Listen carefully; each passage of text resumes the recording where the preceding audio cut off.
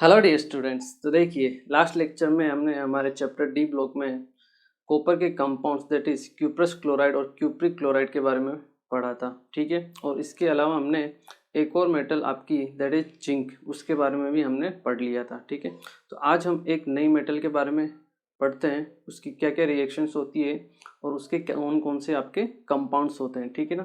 तो आज की हमारी जो मेटल है वो है आपकी सिल्वर। ठीक है, हम सिल्वर के बारे में पढ़ते हैं, दैट इज Ag। ठीक है, इसकी मेटलर्जी वगैरह जो होती है, मतलब कैसे एक्सट्रैक्शन किया जाता है, वो हम मेटलर्जी में ऑलरेडी देख चुके रहते हैं। ठीक है ना। यहाँ हम इसकी मेन रिएक्शंस पढ़ेंगे। ठीक है ना। ठीक है, तो अगर हम सिल्वर की रिएक्शन देखें तो फर्स्ट रिएक्शन आती है आपकी रिएक्शन विथ एयर। अगर हम एयर के साथ रिएक्शन देखें तो आप सबको पता होगा कि सिल्वर जो होती है सभी हम पहनते हैं। ठीक है ना, ऑर्नामेंट्स के फॉर्म में। ठीक है, तो एयर का उसके ऊपर कोई इफेक्ट नहीं पड़ता है। ठीक है, बट कुछ लंबे समय के बाद क्या होता है, उसके ऊपर एक लेयर आ जाती है ब्लैक कलर की। ठीक है, जिसे हमें दोबारा क्लीन करवाना पड़ता है। ठीक है, तो वो आपकी लेयर होती है Ag2S की। ठीक है ना, क्योंकि एटमॉस्फेयर में H2S अवेलेबल होती है, उससे Ag आपका रिएक्शन करता है और एक ब्लैक कलर की लेयर फॉर्म करता है। ठीक है ना, इसकी वजह से वो लेयर फॉर्म होती है। ठीक है ना, तो वही चीज़ है आपको जो ध्यान रखनी है। आप लिख सकते हो इसमें silver is not affected by air और मॉइस्चर से भी इसका कोई फर्क नहीं पड़ता है। ठीक है, but in presence of atmosphere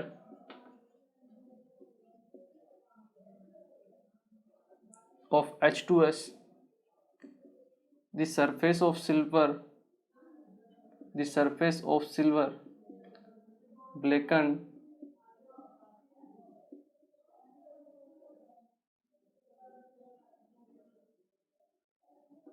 the surface of silver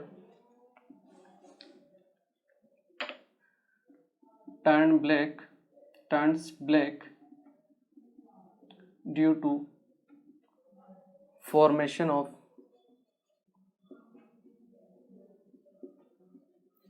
sulphide. आपके सिल्वर का सल्फाइड बन जाता है।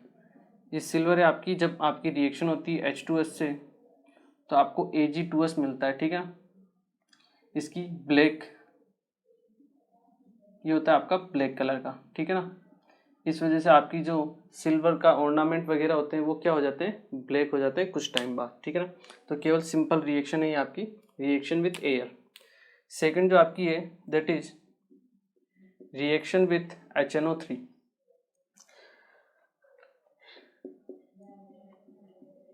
ठीक है ना, सिल्वर क्या है आपके एसिड जो है आपके HCl और H2SO4, उसका सिल्वर के ऊपर कोई इफेक्ट नहीं पड़ता है। ठीक है ना, बट केवल और केवल आपका HNO3 के साथ वो रिएक्शन शो करता है।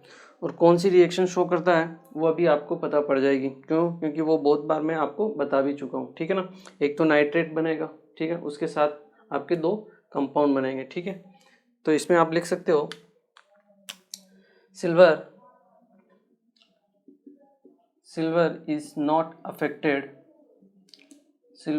affected by dilute HCl and dilute H2SO4। ठीक है, but it reacts with HNO3। HNO3 के साथ आपकी ये रिएक्शन शो करती है। ठीक है, कैसे शो करती है? Hg दो तरीके से रिएक्शन शो करती है। एक तो आपकी कॉन्सनट्रेटेड HNO3 के साथ, कॉन्सनट्रेटेड HNO3, और एक आपका क्या रहेगा, डाइल्यूट HNO3। मैं आपको सिल्वर के अलावा और कौन कौन सी मेटल है ये भी मैं आपको बता चुका हूँ HNO3 के साथ। इसमें आप कॉपर ले लीजिए, ठीक है, लेड ले लीजिए, Ag ले लीजिए और आपका Hg ले लीजिए। ये सारे मेटल्स की सेम रिएक्शन होती है, ये मैं आपको पहले ही बता चुका हूँ। कॉपर में भी ये रिएक्शन काम में आई थी, सिल्वर में भी आई है, ठीक है ना, और HNO3 में भी हमने पढ़ी थी, ठीक है ना। इसके अलावा दूसरी मेटल्स हैं आपकी आयरन, जिंक है या टिन है, वो आपके दूसरे कंपाउंड फॉर्म करती है इसी के साथ। एक तो आपका Ag नाइट्रेट, सिल्वर का नाइट्रेट बनता है, ठीक है ना, जो आपको ध्यान रखना है, सिल्वर का नाइट्रेट बनेगा, ठीक है। इसके अलावा आपके अगर हम डाइल्यूट की कंडीशन में बात करें, ठीक है ना, तो डाइल्यूट के कंडीशन में भी Ag नाइट्रेट तो बनता ही है, सिल्वर का नाइट्रेट,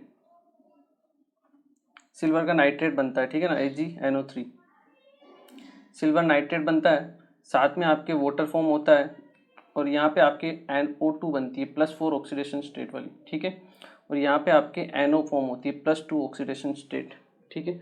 ये चीज़ आपको ध्यान रखनी है, साथ में मिलता है आपको वाटर, ठीक है, ये चीज़ आपको ध्यान रखनी है। क्लियर है, सभी मेटल्स के लिए है यही रिएक्शन सेम, जो मैं आपको पहले ही बता चुका हूँ। आपको कॉपर में भी मैंने आपको ये रिएक्शन करवाई होगी, आई एम श्योर, ठीक है, सेम रिएक्शन होती है, ठीक है। इसकी जो थर्ड रिएक्शन होती है that is reaction with NaCN, reaction with NaCN, ठीक है ना। तो NaCN के साथ आपका Ag रिएक्शन करके एक सोल्यूबल कॉम्प्लेक्स फॉर्म करता है, ठीक है ना। तो आप लिख सकते हो on reaction with NaCN silver forms a complex form करता है। वो क्या रहता है आपका Ag जब रिएक्शन करता है NaCN के साथ, तो आपको बनाता है NaAgCN होल ट्वाइस, ठीक है। फॉर्मूला तो आप बना ही सकते हो, यहाँ पे सिल्वर का ऑक्सीडेशन स्टेट +1 रहेगा, ठीक है, तो यहाँ पे +1 है तो यहाँ पे -1 आएगा, x -2 इज इक्वल टू -1, तो x इज इक्वल टू +1, ठीक है, क्लियर है। तो ये सिल्वर का आपका कॉम्प्लेक्स फॉर्म होता है, इसका मतलब आपकी जो सिल्वर है वो NaCN के साथ रिएक्शन शो करती है, ठीक है ना। ये चीज़ इंपॉर्टेंट है जो आपको ध्यान रखनी है। यहाँ पे हम ये जो आपका कॉम्प्लेक्स होता है ये आपका सोल्यूबल तो रहता ही है, ठीक है ना, सोल्यूबल कॉम्प्लेक्स फॉर्म होता है, ठीक है। तो ये आपकी सिल्वर की 3 मेन रिएक्शन है जो आपको ध्यान रखनी है, ठीक है। ये आपका सोल्यूबल होता है, ठीक है, ये 3 रिएक्शन है जो आपको ध्यान रखनी है, ठीक है, क्लियर है। इनको नोट कीजिए और फिर हम पढ़ते हैं सिल्वर के कुछ कंपाउंड्स के बारे में, ठीक है ना, एक बार आप इसे नोट कीजिए। ओके, तो अब हम पढ़ते हैं आपके कंपाउंड्स ऑफ सिल्वर। उसमें सबसे फर्स्ट जो आपका कंपाउंड आता है दैट इज सिल्वर नाइट्रेट, ठीक है ना। सिल्वर नाइट्रेट के बारे में हम पढ़ते हैं।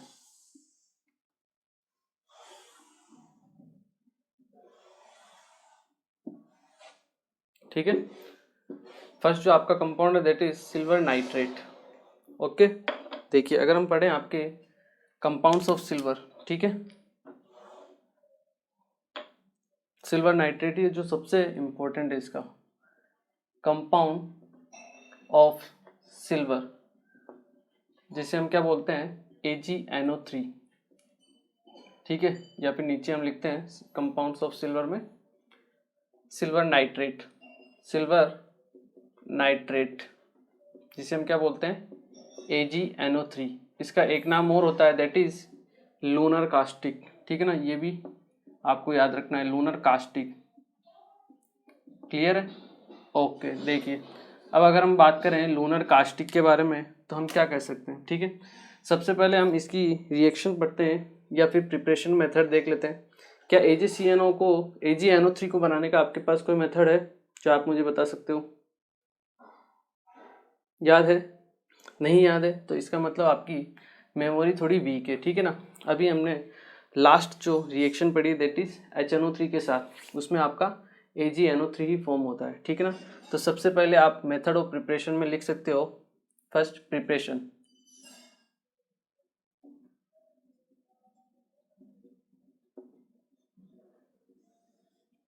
On heating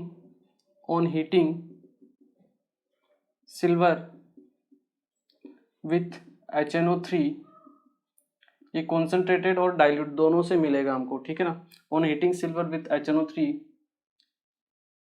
we can obtain silver nitrate, ठीक है। ये इसकी सिंपल मेथड होती है, ठीक है। लिखने की जरूरत तो नहीं है ना। Ag प्लस HNO3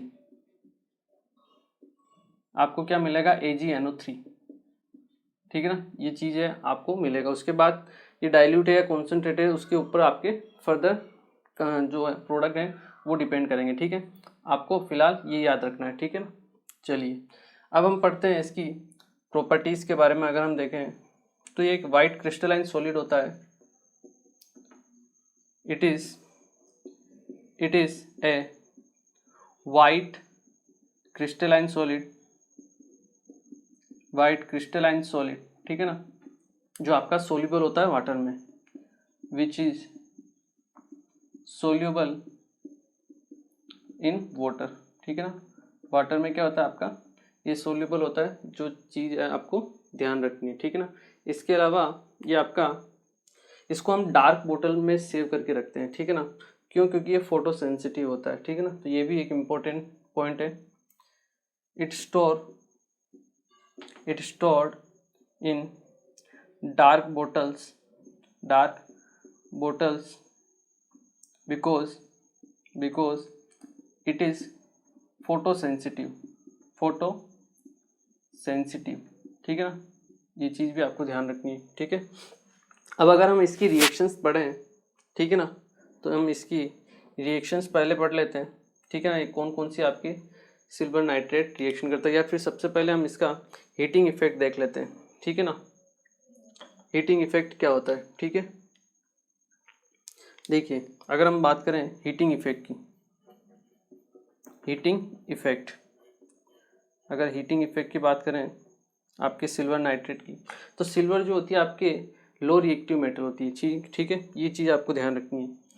जब आप सिल्वर नाइट्रेट को हीट करते हो AgNO3 को, ठीक है, तो ये हमेशा आपके Ag plus NO2 plus O2 में ब्रेक होता है, ठीक है। ये चीज़ आपको ध्यान रखनी है। ये आपकी लिस्ट रिएक्टिव मेटल, जो आपकी लो रिएक्टिव मेटल होती है, उनके नाइट्रेट को आप जब हीट करते हो तो वो आपके जो मेटल है वो देगा, साथ में नाइट्रेट देगा और ऑक्सीजन देगा। वहीं अगर मैं आपको ये बताऊं कि NaNO3 की अगर मैं रिएक्शन करवाता हूँ, NaNO3 सोडियम क्या है आपका हाई रिएक्टिव मेटल है, तो ये कभी आपके सोडियम नहीं देगा, ये आपको सोडियम का नाइट्राइट देगा NaNO2, ठीक है, साथ में O2 मिलेगा, ठीक है ना। ये देता है आपको, कभी भी आपको मेटल नहीं देगा, ठीक है ना। तो ये चीज़ आपको ध्यान रखनी है।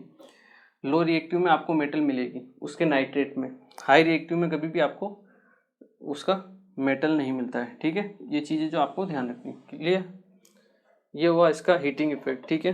अब अगर हम इसकी रिएक्शन पढ़ें तो रिएक्शन भी हम देख सकते हैं, ठीक है ना।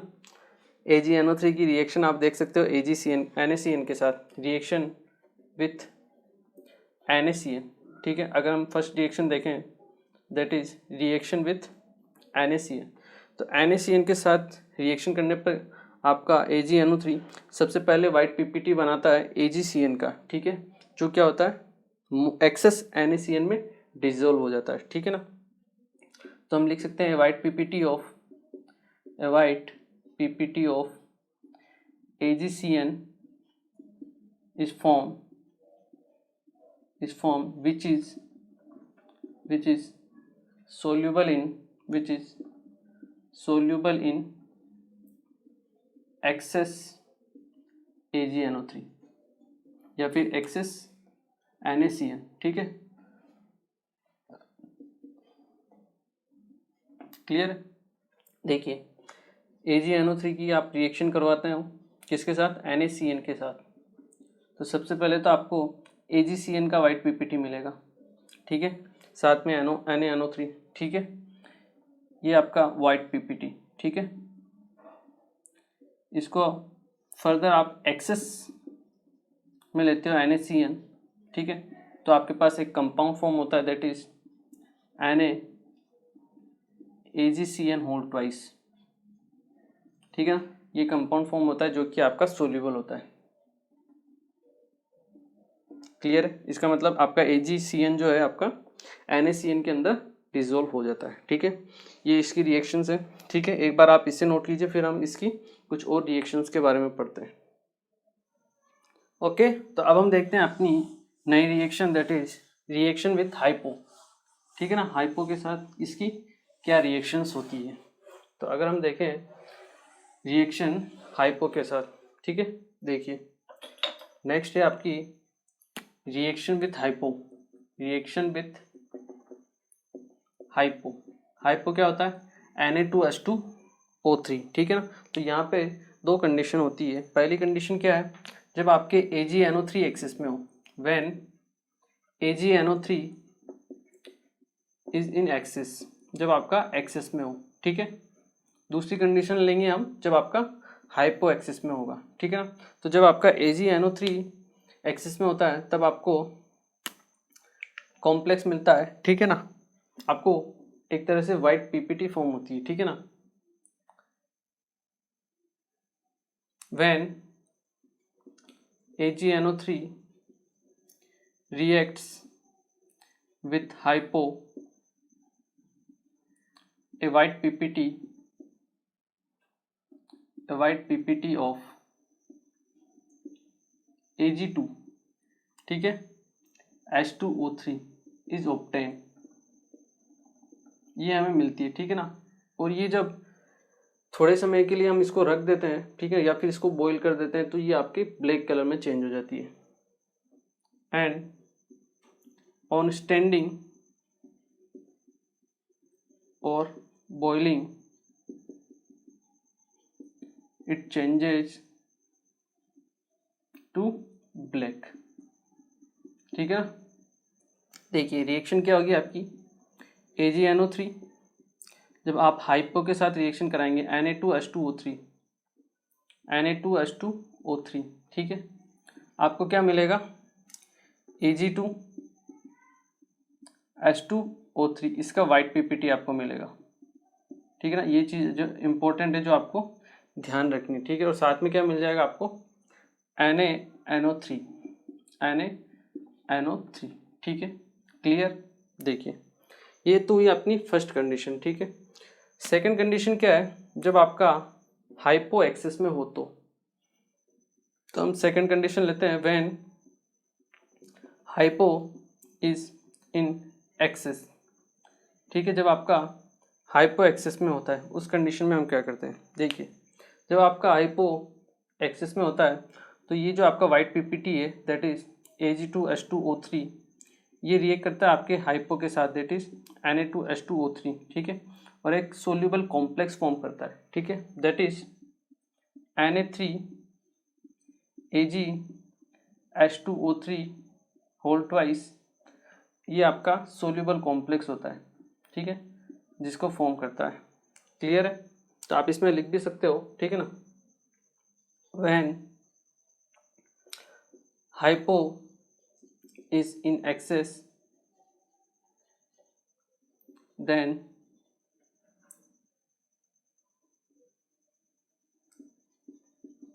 white PPT of Ag2H2O3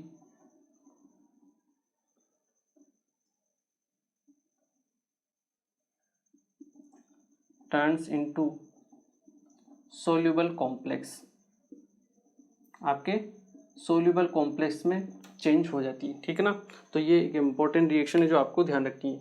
AgNO3 axis में है तो आपको Ag2H2O3 का वाइट PPT मिलता है, लेकिन अगर हाइपो एक्सिस में है तो ये वाइट PPT आपके एक सोल्यूबल कॉम्प्लेक्स में चेंज हो जाएगी। ठीक है, इसको नोट कीजिए, फिर हम इसकी रिएक्शन और पढ़ते हैं। ठीक है ना, एक बार आप इसे नोट कीजिए।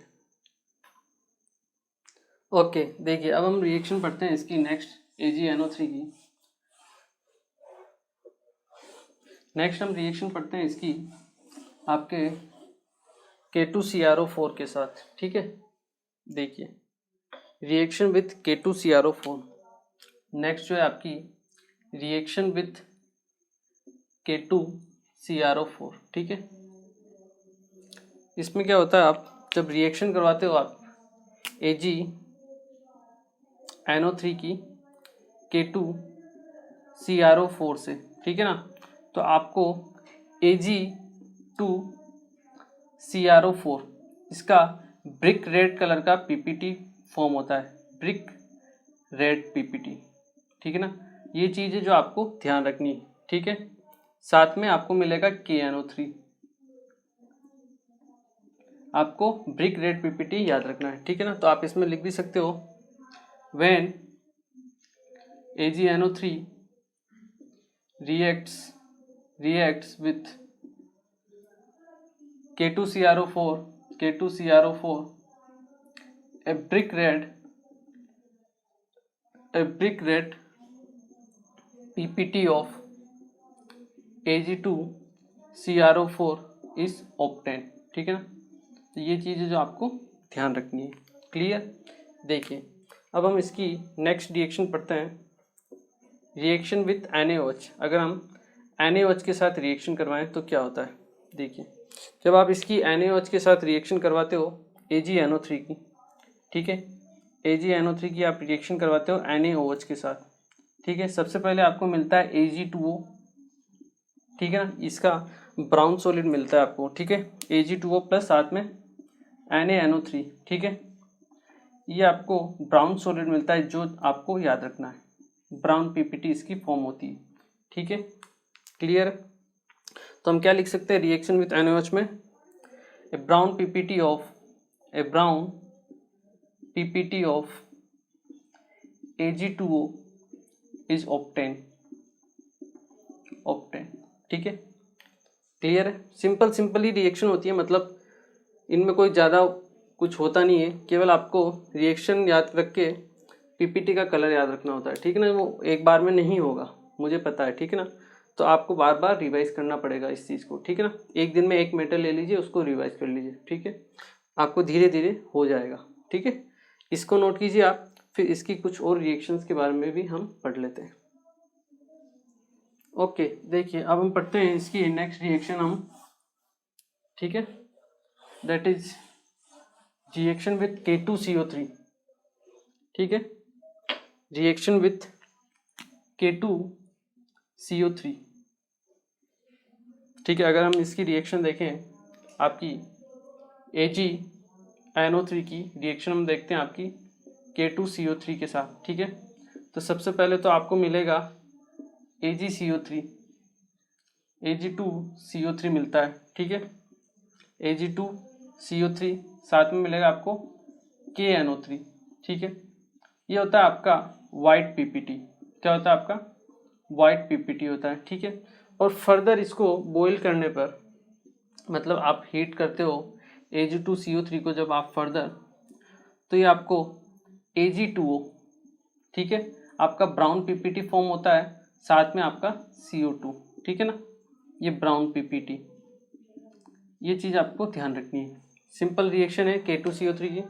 सबसे पहले आपको Ag2CO3 का वाइट पीपीटी फॉर्म होगा, और उसके बाद फर्दर जब आप उसको बॉईल करते हो या हीट करते हो तो आपको ब्राउन पीपीटी मिलता है Ag2O का, क्लियर है। ओके देखिए नेक्स्ट हम रिएक्शन देखते हैं आपकी reaction with aqueous ammonia. Aqueous ammonia means आपका NH4OH, ठीक है। अगर हम एक्वस अमोनिया के साथ रिएक्शन देखते हैं तो आप देखिए जब आप AgNO3 की रिएक्शन करते हो एक्वस अमोनिया मीन्स NH4OH के साथ, ठीक है, तो आपको क्या मिलता है, सबसे पहले तो मिलेगा Ag2O, ठीक है, Ag2O का ब्राउन पीपीटी मिलता है आपको सबसे पहले, ठीक है। उसके बाद जब आप इसको एक्सेस में अमोनिया पास कर देते हो, एक्सेस में अमोनिया, ठीक है ना, एक्सेस अमोनिया में जब इसको पास करते हो तो आपको एक कॉम्प्लेक्स फॉर्म होता है, सोल्यूबल कॉम्प्लेक्स, ठीक है, that is AgNH3 whole twice plus, ठीक है ना।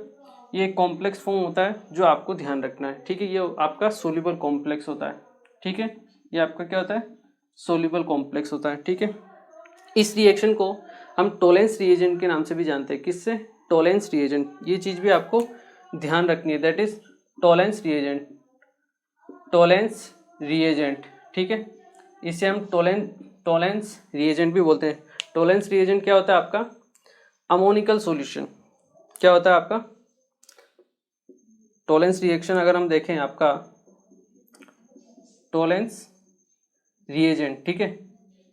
टोलेंस रिएजेंट की अगर हम बात करें, ये होता है आपका ammoniacal solution, ammoniacal solution of silver nitrate, silver nitrate मतलब सिल्वर नाइट्रेट का अमोनिया के साथ जो मिक्सचर होता है, सॉल्यूशन होता है, उसे ही हम क्या बोलते हैं, आपका टोलेंस रिएजेंट, ठीक है ना। एक इंपॉर्टेंट आपका रिएजेंट होता है जो आपको ध्यान रखना है। क्लियर है।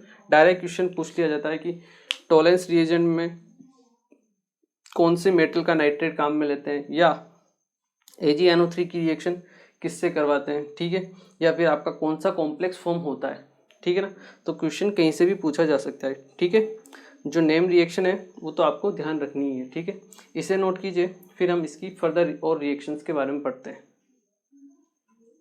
ओके, अब देखिए हम इसकी एक और AgNO3 की रिएक्शन पढ़ते हैं आपके हाइड्रोजन एसिड्स के साथ, जैसे HF, HCl, HBr, HI जो होते हैं ना आपके, उनके साथ हम रिएक्शन देख लेते हैं। वो भी एक आपकी इंपॉर्टेंट रिएक्शन है। देखिए, ठीक, रिएक्शन विथ हाइड्रोजन एसिड्स, ठीक है। तो जब आप, ये एक इंपॉर्टेंट रिएक्शन है जो आपको ध्यान रखनी है, ठीक है ना। सिल्वर नाइट्रेट AgNO3 की जब आप रिएक्शन कराते हो, ठीक है, आपके 4 टाइप के हाइड्रोजन के हैलाइड होते हैं, ठीक है ना। एक तो आपका HF होता है, ठीक है, एक तो आपका HF होता है, एक आपका होता है HCl, ठीक है, एक होता है HBr और एक होता है आपका HI, ठीक है ना। क्लियर है। देखिए रिएक्शन कैसे होगी आपकी, AgNO3 की रिएक्शन होती है आपकी HX के साथ में, ठीक है। तो आपको एक तो AgX मिलता है, ठीक है, और साथ में मिलता है आपको HNO3। क्लियर है। तो फर्स्ट कंडीशन में आपको क्या मिलेगा, AgF। क्लियर है। सेकंड में आपको AgCl मिलता है, थर्ड में क्या मिलेगा, AgBr, और फोर्थ में आपको क्या मिलेगा, AgI, ठीक है ना। ये चीज़ें जो आपको ध्यान रखनी है, ठीक है। अब देखें अगर AgF, ये तो होता है आपका वाटर में सोल्यूबल, सोल्यूबल इन वाटर, ठीक है, सोल्यूबल इन वाटर, वाटर में आपके सोल्यूबल होता है। अगर वाटर में सोल्यूबल हो गया तो PPT बनेगी, नहीं बनती है। इसका कोई भी PPT फॉर्म नहीं होता है, नो PPT इस फॉर्म, ठीक है, कोई PPT फॉर्म नहीं होता है, ठीक है। इसकी अगर हम बात करें आपकी AgCl की, ठीक है ना, इसका वाइट PPT बनता है, ठीक है। ये आपका सोल्यूबल होता है, soluble in NH4OH and soluble in KCN and hypo. इनमें आपका सोल्यूबल होता है आपका, और एक वाइट PPT फॉर्म होती है इसकी। क्या फॉर्म होती है आपकी, वाइट PPT फॉर्म होती है, ठीक है ना। ये एक इंपॉर्टेंट चीज़ है जो आपको ध्यान रखनी है। AgBr, ये भी आपका सोल्यूबल, तो वैसे ये डिफिकल्ट होता है सोल्यूबल NH4OH में बात करें तो, डिफिकल्टली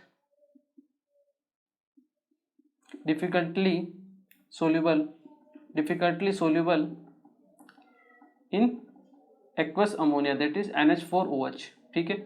बट ये आपका सोल्यूबल होता है किसमें, KCN और हाइपो में, ठीक है। और इसका पेल येलो कलर का उसका PPT फॉर्म होता है, कौन सा, पेल येलो। ये एक इम्पोर्टेंट है जो आपको ध्यान रखनी है। क्लियर है, pale yellow. Fourth one AgI, इसका भी आपका PPT फॉर्म होता है, और ये आपका इनसोल्यूबल होता है, insoluble in NH4OH, aqueous ammonia में आपका सोल्यूबल नहीं होता है, ठीक है। और इसका येलो कलर का आपका PPT फॉर्म होता है, ठीक है ना। ये पेल येलो PPT, ये चीज़ है जो आपको ध्यान रखनी है, ठीक है ना। ये एक इम्पोर्टेंट रिएक्शन है जो आपको याद होनी ही चाहिए। सिल्वर नाइट्रेट की हाइड्रोजन एसिड के साथ HF, HCl, HBr, HI, 3 के साथ PPT फॉर्म होती है, एक के साथ नहीं होती है। 4 ऑप्शन बन सकते हैं इस पे, तो आंसर क्या आएगा, HF के साथ PPT फॉर्म नहीं होती है, बाकी सबकी PPT फॉर्म होती है। पहली बात, हो सकता है अगर ये पूछ ले, हो सकता है आपको कलर भी पूछ ले। कलर क्या होता है, AgI yellow colour, AgBr pale yellow, AgCl white, AgF no PPT, कोई भी PPT फॉर्म नहीं होती, मतलब ये आपका सोल्यूबल है, ठीक है। इसमें आप देखोगे तो जैसे जैसे आप HF, HCl, HBr, HI, जैसे जैसे आप डाउन द ग्रुप में आप डाउन मूव कर रहे हो, आपका कलर की इंटेंसिटी देखिए, पहले तो वाटर में सोल्यूबल है, ठीक है, फिर वाइट, फिर पेल येलो और फिर येलो, मतलब जो कलर की इंटेंसिटी है वो बढ़ती जा रही है, ठीक है ना। तो इसका मतलब क्या है, इससे हम ऐसे भी पता कर सकते हैं कि डाउन द ग्रुप जाने पे आपके कोवलेंट कैरेक्टर जो होते हैं वो इंक्रीज होते हैं, ठीक है ना। जैसे जैसे हम टॉप टू बॉटम जाते हैं, केटाइन तो सेम है, एनायन का साइज इंक्रीज होता जा रहा है, इसका मतलब उसमें कोवलेंट कैरेक्टर ज़्यादा इंक्रीज हो रहे हैं। कोवलेंट कैरेक्टर ज़्यादा इंक्रीज होने से आपके जो कलर की इंटेंसिटी है वो भी क्या हो रही है, इंक्रीज हो रही है। इंटेंसिटी मतलब जो कलर आपका डार्क कलर की तरफ मूव होता जा रहा है, ठीक है ना। तो ये एक इम्पोर्टेंट रिजल्ट इससे निकलता है, इस रिएक्शन से, ठीक है ना। तो ये रिएक्शन आपको याद होनी चाहिए, क्या क्या प्रोडक्ट बनता है, कौन सोल्यूबल होता है और कौन आपके पीपीटी फॉर्म करते हैं, ठीक है, क्लियर है। बाकी सब NH4OH में आपके सोल्यूबल है ही, बट ये आपका AgI इनसोल्यूबल है, ठीक है। इस रिएक्शन को नोट कीजिए, क्लियर, ओके। देखिए यहाँ पे हमारा सिल्वर का compound that is AgNO3 complete होता है, और सिल्वर का एक ही कंपाउंड है जो हमें पढ़ना था, जो हमारे लिए क्या था, इम्पोर्टेंट था, ठीक है ना, जिसमें से आपको क्वेश्चन पूछे जाने की संभावना है, ठीक है। अब हम पढ़ते हैं आपके next compound that is mercury. आपका जो नेक्स्ट कंपाउंड है दैट इज मरकरी, ठीक है, जिसे हम क्या बोलते हैं, Hg, क्लियर। देखिए अगर मरकरी की बात करें हम, तो सिंपल अगर हम देखें इसका, अगर बॉइलिंग पॉइंट हम देखें वो होता है अराउंड 327 डिग्री सेल्सियस पे, ठीक है ना। और इसकी अगर हम डेंसिटी की बात करें तो बहुत ज़्यादा होती है, आपके अराउंड 13.6 ग्राम पर ml, मतलब इसका आप अगर 1 ml लेते हो तो उसका वेट होता है 13.6 ग्राम, ठीक है ना, क्लियर। सबसे पहले अगर हम बात करें मरकरी की, तो इसके दो फॉर्म होते हैं, एक तो होता है आपका +1 और +2, मतलब इसकी जो ऑक्सीडेशन स्टेट होती है, ऑक्सीडेशन स्टेट, ये आपकी दो ऑक्सीडेशन स्टेट होती है, एक तो +1 शो करता है और एक +2 शो करता है, ठीक है। जो +2 वाला रहता है, एक +1 एक +2, +2 वाले को हम बोलते हैं मर्क्यूरिक आयन, मर्क्यूरिक आयन, ठीक है। +1 को हम क्या बोलते हैं, मर्क्यूरस आयन, ठीक है। +2 वाला होता है आपके पास Hg2+, ठीक है। +1 वाला Hg+1 होना चाहिए, बट ऐसा होता नहीं है। +1 वाला हमेशा +1 इस फॉर्म में नहीं रहता है, और ये आपके रहता है Hg2+ की फॉर्म में रहता है, इस फॉर्म में रहता है, क्लियर है। मतलब सिंगल Hg+ नहीं रहता है, Hg2+ की फॉर्म में रहता है। देखते हैं उसका रीजन क्या है। Hg का अगर हम इलेक्ट्रॉनिक कॉन्फ़िगरेशन देखें तो आप मुझे बता सकते हो क्या होगा, नहीं। देखिए जिंक कैडमियम Hg, जिंक क्या क्या होता है 3d10 4s2, कैडमियम फिर Hg 3 से 4 4 से 5, तो 5d10 6s2, क्लियर है। अगर हम Hg+ की बात करें, इसका इलेक्ट्रॉनिक कॉन्फ़िगरेशन क्या होगा 5d10 6s1, ये आपका 2 है, ठीक है, और ये आपका 1, क्लियर। मतलब अनपेयर्ड इलेक्ट्रॉन है, अनपेयर्ड इलेक्ट्रॉन है, इसका मतलब ये नेचर में क्या होना चाहिए आपका, पैरामैग्नेटिक, क्लियर है।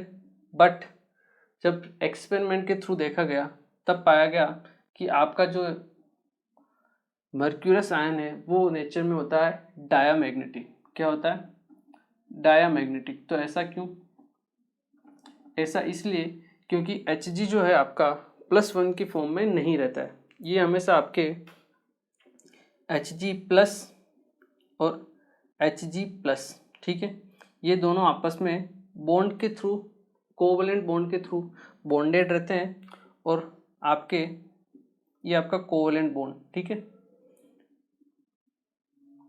इसका 6s1 और इसका भी 6s1, दोनों का एक एक इलेक्ट्रॉन आपस में बॉन्ड फॉर्म करते हैं, ठीक है। इसका एक इलेक्ट्रॉन और इसका भी एक इलेक्ट्रॉन, ठीक है। ये आपस में आपके इलेक्ट्रॉन की शेयरिंग करते हैं 6s1 वाले और पेयर हो जाते हैं। पेयर होने के बाद आपका नेचर क्या हो जाएगा, डायामैग्नेटिक, ठीक है ना। ये आपके कोवलेंट बॉन्ड के थ्रू पेयर रहते हैं, पेयरिंग फॉर्म में, इसीलिए आपका जो नेचर होता है वो होता है आपका डायामैग्नेटिक, ना कि आपका paramagnetic.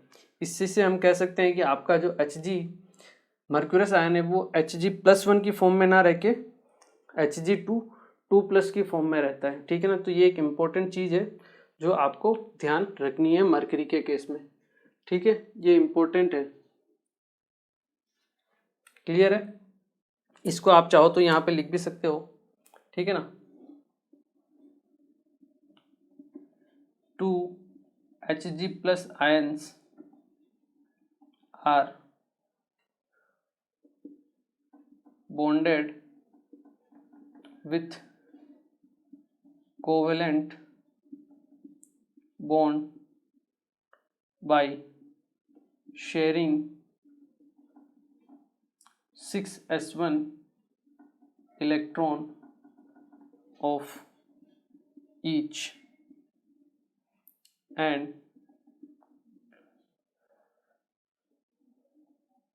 get a form of Hg2+, ठीक है ना। इस फॉर्म में ये आपके रहते हैं, ठीक है। इंपॉर्टेंट चीज़ है जो आपको ध्यान होनी चाहिए। क्लियर है? तो Hg के आपके दो कंपाउंड होते हैं, ठीक है।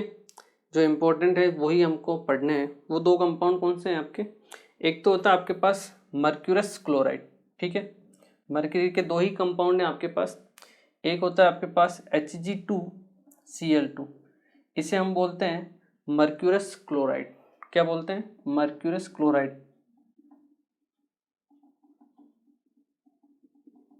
ठीक है।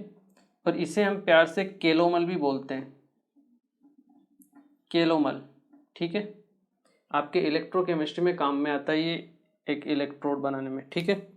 सेकंड जो होता है आपका दैट इज HgCl2, इसे हम बोलते हैं मर्क्यूरिक क्लोराइड, मर्क्यूरिक क्लोराइड, और जिसे हम प्यार से बोलते हैं corrosive sublimate, corrosive sublimate. Sublimate क्यों बोलते हैं? क्योंकि ये सबलाइम होता है, ठीक है ना। मतलब सब्लिमेशन की इसकी प्रोसेस होती है, ठीक है। डायरेक्ट सबलाइम होता है, इसलिए हम इसको सब्लिमेट बोलते हैं। कोरोसिव मतलब इसका जो नेचर होता है वो कोरोसिव होता है, ठीक है ना, इसलिए हम इसे कोरोसिव सब्लिमेट भी बोलते हैं, ठीक है। और मर्क्यूरस क्लोराइड को केलोमल बोलते हैं, ठीक है। ये दो ही कंपाउंड है जो अपने को मरकरी में पढ़ने, ठीक है। एक बार आप इसे नोट कीजिए, फिर मैं आपको इन कंपाउंड्स के बारे में बताता हूँ। ओके, देखिए अब हम मरकरी का कंपाउंड पढ़ते हैं। फर्स्ट वाला दैट इज Hg2Cl2, जिसे हम बोलते हैं मर्क्यूरस क्लोराइड या फिर आपका केलोमल, ठीक है। देखिए मरकरी का जो फर्स्ट कंपाउंड आता है आपका दैट इज Hg2Cl2, क्या बोलते हैं इनसे? मर्क्यूरस क्लोराइड,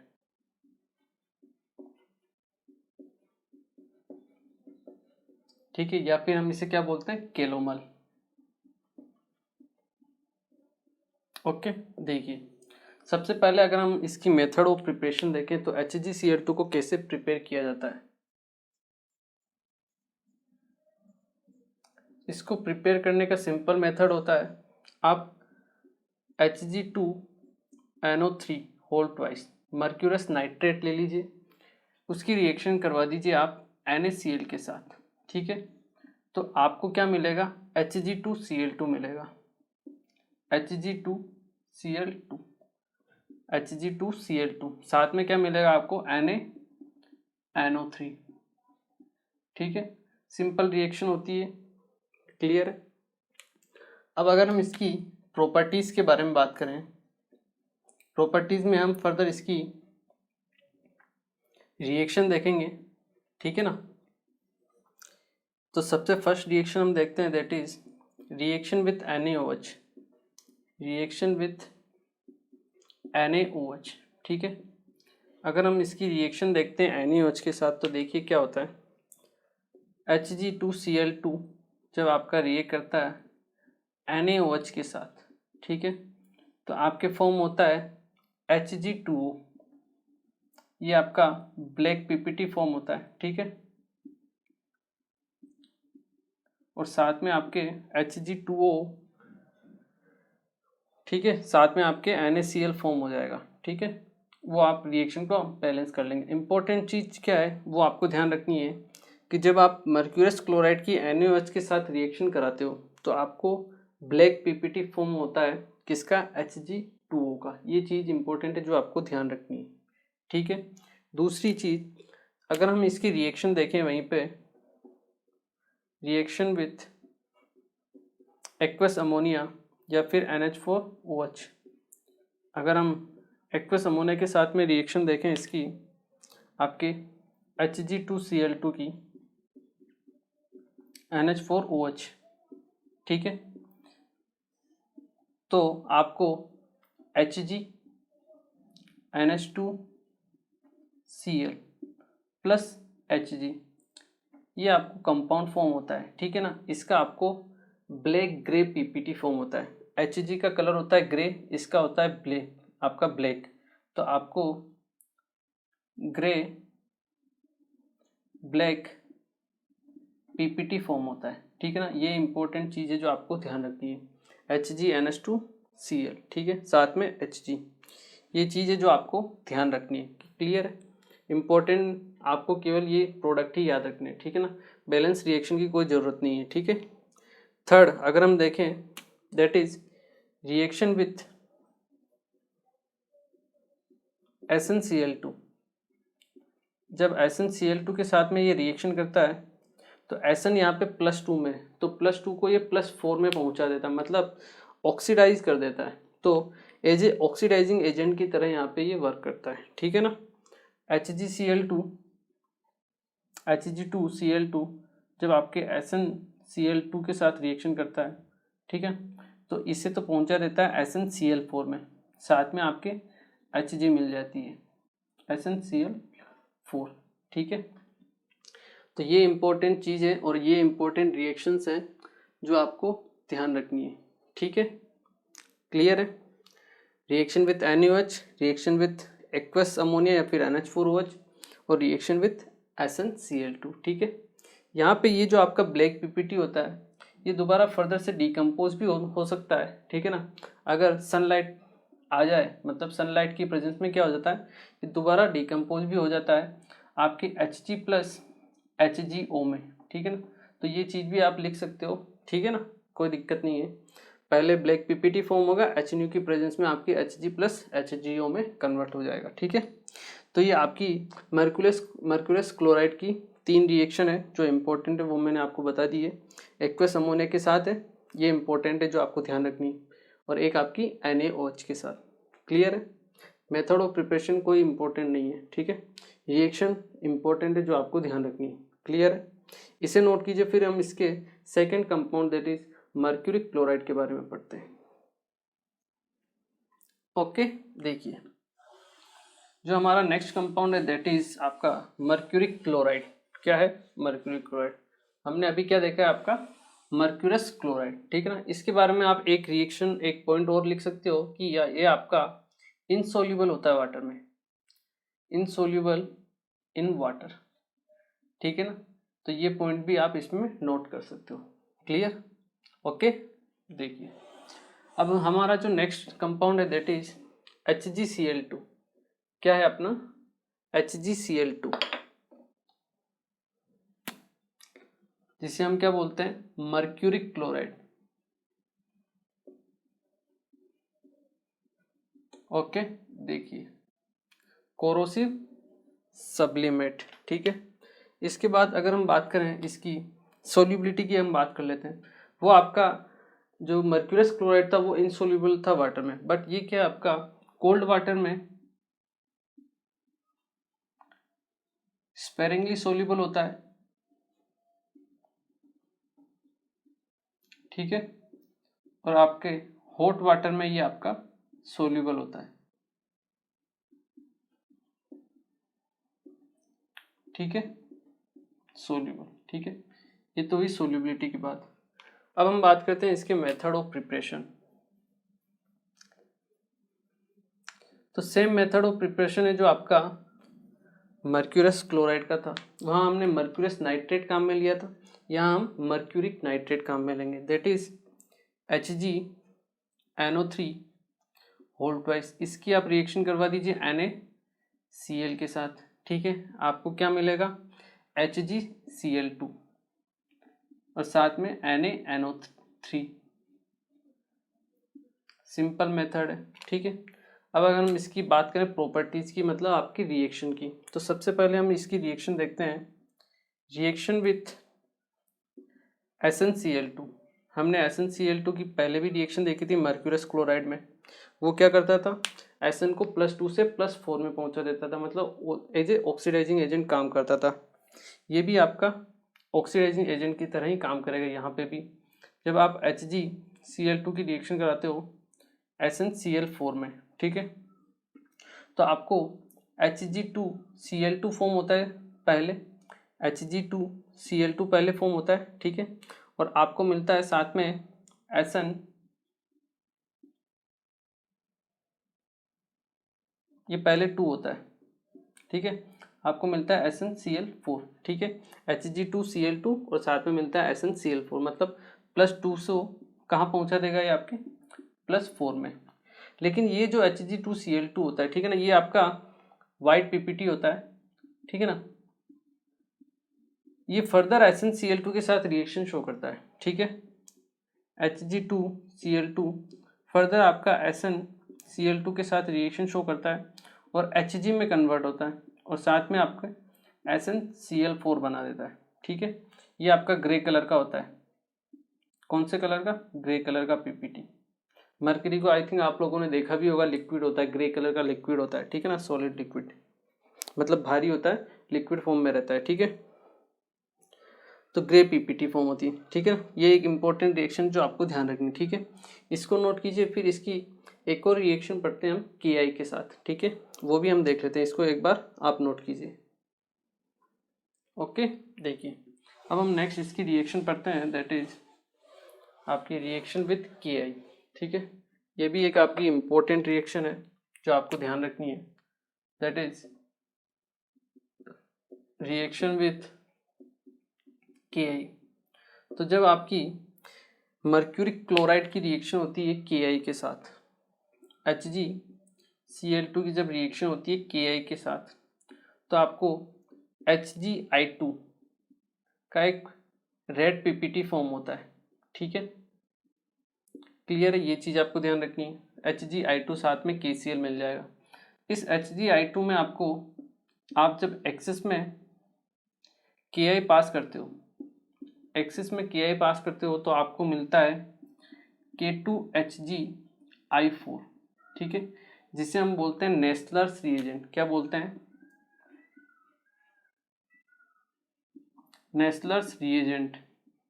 ठीक है ना, ये एक इंपॉर्टेंट रिएजेंट होता है जो हमारे काम आता है for the identification of ammonium ion, NH4+ ion के आइडेंटिफिकेशन के लिए, या फिर NH3 के आइडेंटिफिकेशन के लिए हम इसको काम में लेते हैं। ठीक है ना, आप लिख भी सकते हो Nessler's reagent, Nessler's reagent is used for the identification of NH4+ ion और NH3 गैस। ठीक है, इसके लिए आइडेंटिफिकेशन के लिए हम काम करते हैं, काम में लेते हैं इसको। ठीक है ना, तो जब आप K2HgI4 की रिएक्शन होती है आपके किसी भी अमोनियम आयन से NH4OH, या फिर आप अमोनिया से आप रिएक्शन करवाते हो, ठीक है, तो आपको एक कंपाउंड फॉर्म होता है, दैट इज HgNH2HgHgO। ठीक है, I, ये आपको कंपाउंड फॉर्म होता है जिसे हम बोलते हैं आयोडाइड ऑफ मिलियन स्पेस। क्या बोलते हैं, iodide of millions base, millions base, ये एक इम्पोर्टेंट रिएक्शन है जो आपको बिल्कुल याद होनी चाहिए, क्योंकि अगर मरकरी से अगर आपको कोई क्वेश्चन पूछा जाएगा तो उसके चांसेस बहुत ज़्यादा हैं कि आपको इसी से रिलेटेड वो क्वेश्चन पूछेगा, ठीक है ना, क्योंकि यही एक इम्पोर्टेंट रिएक्शन है जो बहुत ज़्यादा इम्पोर्टेंट है, ठीक है। सबसे पहले आपके नेस्ले रिएजेंट फॉर्म होता है, वो आपके अमोनियम आयन के आइडेंटिफिकेशन के लिए काम में आता है, और अमोनियम आयन की आप रिएक्शन कराते हो नेस्लर्स रिएजेंट से तो आपको एक कंपाउंड फॉर्म होता है जिसे हम बोलते हैं iodide of millions base, IMB भी इसको बोला जाता है, that is IMB, iodide of millions base, ठीक है ना। तो ये एक इम्पोर्टेंट रिएक्शन है जो आपको बिल्कुल ध्यान होनी चाहिए, क्लियर है। तो देखिए इसको नोट कर लीजिए, एक बार आप वीडियो को पॉज कीजिए, ओके। तो देखिए आज हमने सिल्वर कंपाउंड स्टार्ट किया है, ठीक है, और उसको कंप्लीट भी कर लिया था, और उसके बाद हमने मर्करी देखा, और मर्करी के जो दो इम्पोर्टेंट कंपाउंड है मर्क्यूरस क्लोराइड और मर्क्यूरिक क्लोराइड वो भी हमने देख लिए और कंप्लीट हो गए, ठीक है।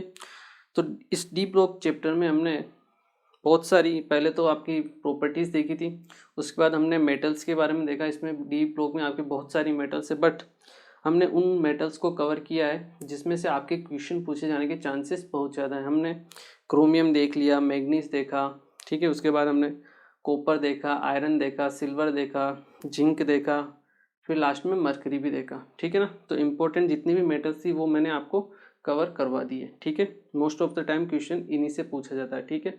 तो हमारा जो ये चैप्टर है डी ब्लॉक का ये यहीं पे कंप्लीट होता है, ठीक है। इसके बाद हम पढ़ेंगे आपका next chapter that is F block elements, इसी का पार्ट है वो एफ ब्लॉक एलिमेंट्स, ठीक है। वो भी एक छोटा सा पोर्शन है जो आपके लगभग एक लेक्चर में कंप्लीट हो जाएगा, क्योंकि उसमें जो मोस्ट ऑफ द आपके एलिमेंट्स होते हैं, ठीक है ना, वो सब क्या है, रेडियो एक्टिव है। तो हमें उनकी केमिकल प्रॉपर्टीज़ के बारे में कोई भी डिस्कशन नहीं करना है, बट उनकी जो फिजिकल प्रॉपर्टीज़ हैं थोड़ी बहुत उनको हमें एक बार देखना है, ठीक है। वैसे उसमें से क्वेश्चंस भी बहुत कम ही पूछे जाते हैं, मोस्ट ऑफ द टाइम आपके डी ब्लॉक से क्वेश्चन पूछे जाते हैं, बट फिर भी हम उसको कवर जरूर करेंगे, ठीक है। तो मिलते हैं नेक्स्ट लेक्चर और अपने चैप्टर को आगे बढ़ाते हैं। Thank you.